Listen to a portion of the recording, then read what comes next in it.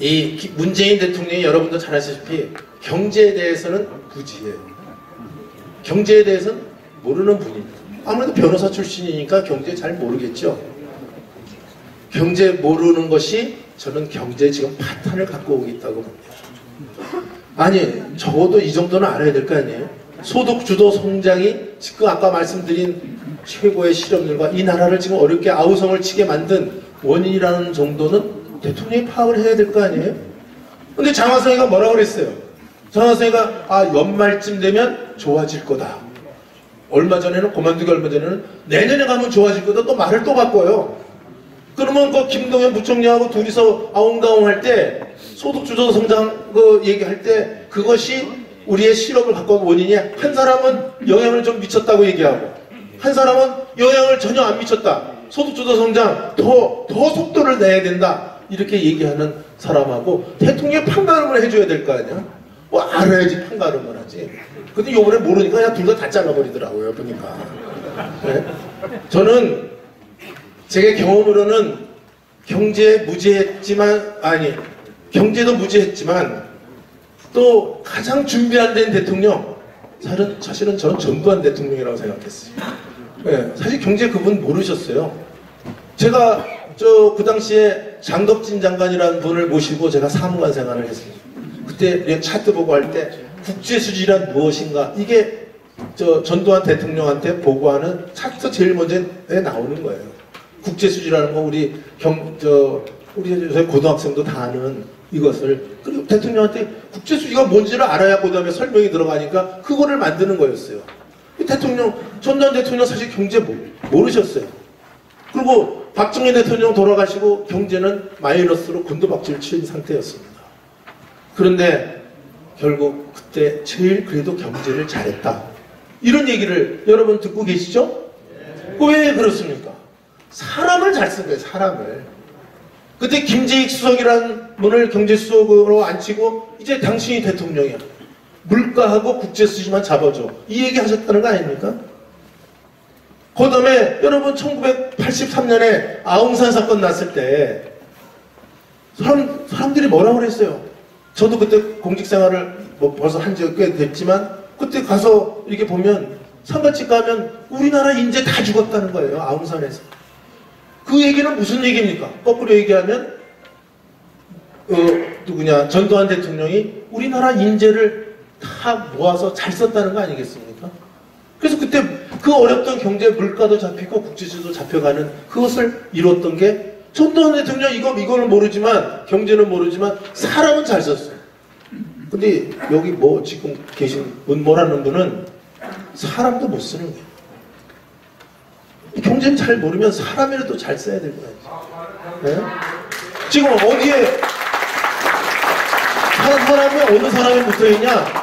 좌파로 무장된 사람들 청와대 병풍에 쌓여 있어갖고 사람도 못 쓰는 거예요. 이게 예전부터 역사적으로 보면 지도자나 왕이나 이 눈이 멀기 시작하면 그 나라가 망가지는 거 우리 역사 교과서에서 많이 보지 않았습니까? 지금 사람이라도 잘 쓰라고 한번 박수 한번 우리 힘내서 쳐주시면 자, 그런가 하면 여러분 또 한심한 게 뭐냐면 이제 유엔에서 우리나라를 인정한 게 뭡니까? 유일한 합법정부. 한반도의 유일한 합법정부라는 건 유엔이 인정해 준 거예요. 그걸로 우리나라가 이스만 박사가 나라를 세우게 되는 직접적 동기가 되지 않습니까? 그런데 지금 역사 교과서에서 유엔이 그것도 문서로서 내놓은 한반도의 유일한 합법정부가 대한민국이라는 것을 그걸 빼겠다는 거예요. 이거 한심한 나라입니까? 유엔이 해달라고 우리가 오히려 그렇게 졸라기보다는 그렇게 해야 될 사항을 그렇게 해줬는데도 불구하고 우리가 스스로 걷어차는 역사 교과서를 만들고 우리 후세들에게 이걸 가르치겠다. 여러분 한심한 나라입니다. 또 한심한 거 하나만 더 얘기해 볼까요? 얼마 전에 평양회담 하는데 갔죠? 문 대통령께서. 근데 한번 가서 너는 비핵화 얘기 핵 좀 니네 폐기할 수 없냐? 우리 로드맵이라도 만들자. 이런 얘기라도 하실 줄 알았더니 그런 얘기는 하나도 안 나와. 남북 군사 합의서라는 걸 갖다가 뜩하니 하는데 여러분 그거 보셨죠? 거기에 문제점이 한두 가지가 아니지만 대표적인 게 뭐냐? 우리 북한이 뭘 하는지, 즉 북한이 제가 알기로는 군사력의 70%가 우리 군사 분계선에 직결되어 있다고 합니다. 이 친구들이 기습 공격을 할지 무슨 짓을 할지 감시하기 위해서 지금 24시간 정찰을 하고 있어요. 쟤네들의 움직임을 포착하고 있어요. 근데 비행 금지 구역을 설정을 했어요. 이제 서로 니네 나라도 아니지만 거기랑 같이 그 비행 정찰하고 비행 감시 구역을 없애자. 비행 금지 구역을 설정을 해버렸어요. 이거 웃기는 거 아닙니까? 도대체 김정은이 뱃속을 어떻게 알고 이걸 안 하는가? 저는 김정은이 신이라고 그럴까? 선의만 믿고서는 이렇게 하다가는 저는 재앙을 일으킨다.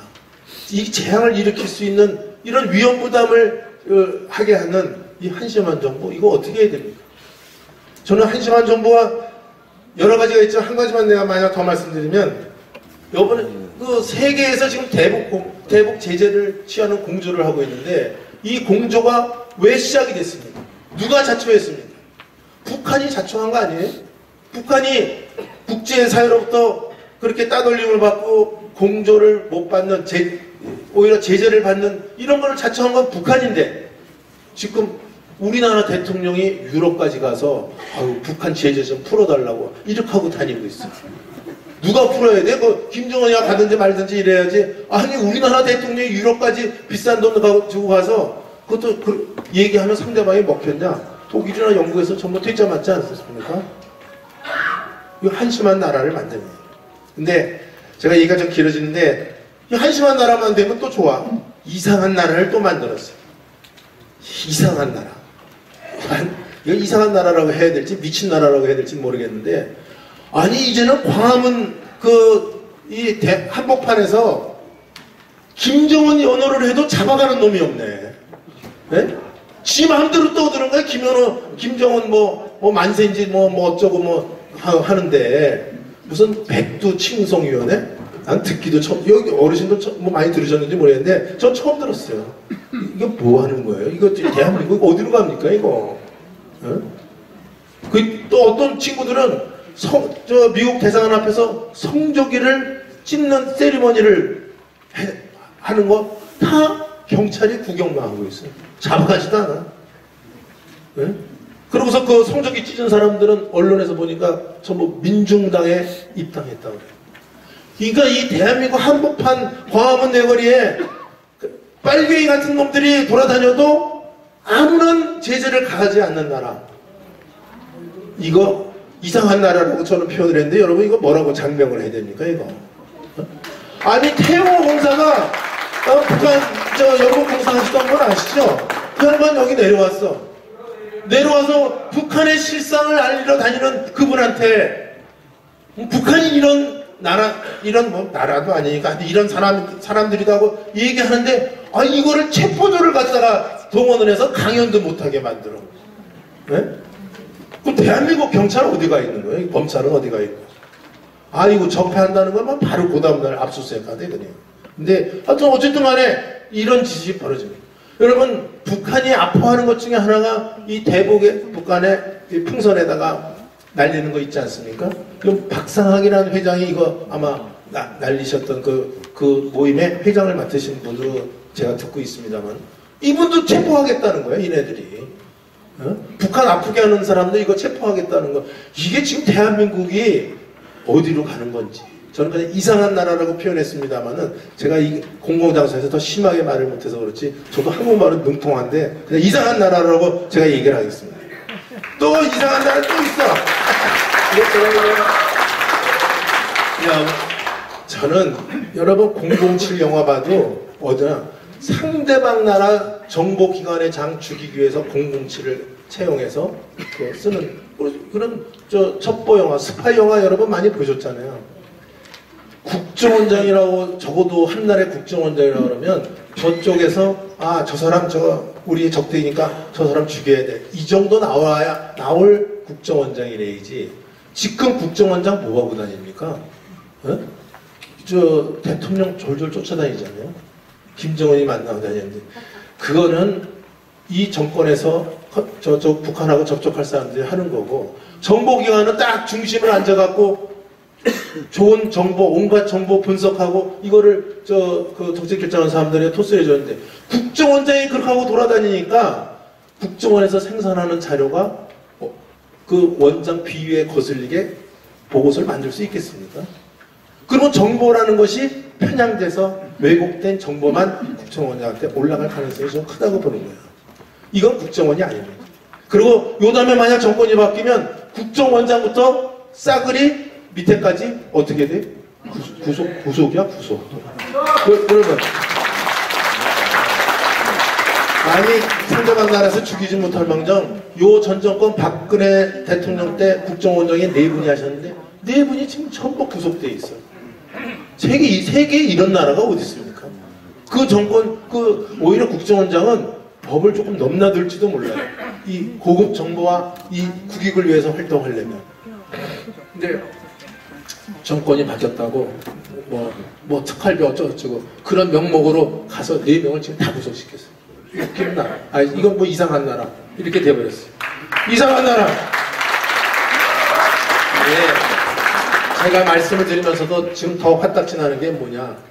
얼마 전에 또 평양 갔었죠, 이 양반, 문 대통령. 평양 가서 여러분 어느 나라 국민입니까? 응? 대한민국 국민 아니에요. 근데 평양 가서 뭐라고 그랬어요? 남측 국민이라고 그랬어요. 남측 국민. 여러분 여기 다 남측 국민들이야. 대한민국 국민이 아니에요, 여러분들. 네? 그러면 대통령은 남측 대통령이라고 그래야지. 근데 미국 가서 서명할 때는 대한민국 대통령이라고 또 써요. 이거 뭐 정신이 오락가락하는 것도 아니고, 이거 남측 대통령이라고 해야 되잖아. 우리가 남측 국민이면. 지금 웃기는 얘기 아닙니까? 이런 거 보면 참 대한민국 이상한 나라 됐다. 저는 이렇게 생각합니다. 마지막으로 이상한 나라 한 가지만 제가 더 들어볼까요? 이 경제 쇼통이라는 말 여러분 많이 들으셨죠? 이거 사실 원내대표 할 때 이 쇼통의 그 말을 만든 제작자가 접니다. 이거 오늘 제가 저작권을 여러분께 밝힙니다, 이거. 근데 언론에서도 저보고 그거 쇼통 잘 만들었대, 쇼통. 경제 쇼통하겠다고 우리나라 재벌 총수들 다 데리고 갔어요. 그 마음에 있어서 갔겠습니까? 뭐 안 봐도 겁박에 의해서 간 거가 저는 눈에 보입니다. 그러면 거기 가서 먹는데, 가서 무슨 리성건인가 뭐 하는 친구가 우리나라 재벌 총수한테 냉면이 목구멍으로 넘어가냐고 얘기를 하는데, 이거 어떻게 이해를 해야 됩니까? 이거 웃기는 얘기 아니에요? 그 소리 듣고서도 아무런 얘기도 못하는 우리 대통령과 우리 내각들. 아니 대통령 제가 페북에도 썼어요. 그거 보고서 대통령 요새 식사 잘 하십니까? 잘 식사가 넘어가십니까? 근데 그렇게 물었지만 오늘은 그렇게 냉면 먹을 때 우리나라한테 모욕을 준 리성건이 뭐 말씀을 듣고서도 식사 잘 하시는 대통령, 이상한 나라 대통령이다. 저는 그렇게 생각하는데 여러분 그렇게 생각하시면 박수 한번 주시기 바랍니다.